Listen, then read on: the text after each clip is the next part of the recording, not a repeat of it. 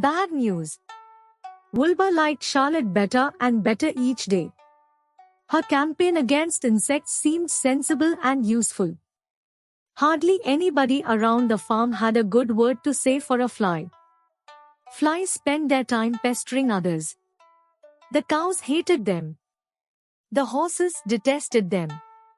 The sheep loathed them. Mr. and Mrs. Zuckerman were always complaining about them and putting up screens. Wilbur admired the way Charlotte managed. He was particularly glad that she always put her victim to sleep before eating it.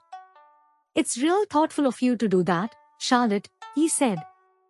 "Yes," she replied in her sweet, musical voice, "I always give them an anesthetic so they won't feel pain. It's a little service I throw in." As the days went by, Wilbur grew and grew. He ate 3 big meals a day. He spent long hours lying on his side, half asleep, dreaming pleasant dreams. He enjoyed good health and he gained a lot of weight. One afternoon, when Fern was sitting on her stool, the oldest sheep walked into the barn and stopped to pay a call on Wilbur. "Hello," she said. "Seems to me you're putting on weight." "Yes, I guess I am," replied Wilbur.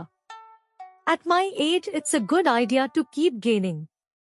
"Just the same, I don't envy you," said the old sheep. "You know why they're fattening you up, don't you?" "No," said Wilbur. "Well, I don't like to spread bad news," said the sheep, "but they're fattening you up because they're going to kill you, that's why." "They're going to what?" screamed Wilbur. Fern grew rigid on her stool. "Kill you. Turn you into smoked bacon and ham," continued the old sheep.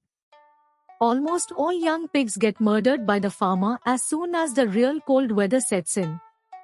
There's a regular conspiracy around here to kill you at Christmas time.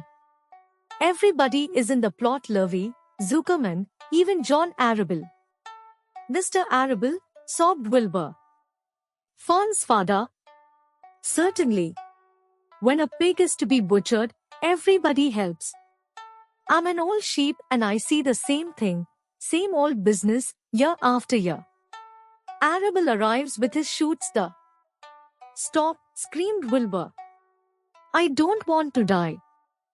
Save me, somebody. Save me." Fern was just about to jump up when a voice was heard.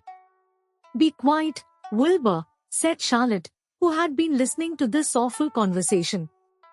"I can't be quiet," screamed Wilbur, racing up and down. "I don't want to be killed. I don't want to die." "Is it true what the old sheep says, Charlotte? Is it true they are going to kill me when the cold weather comes?"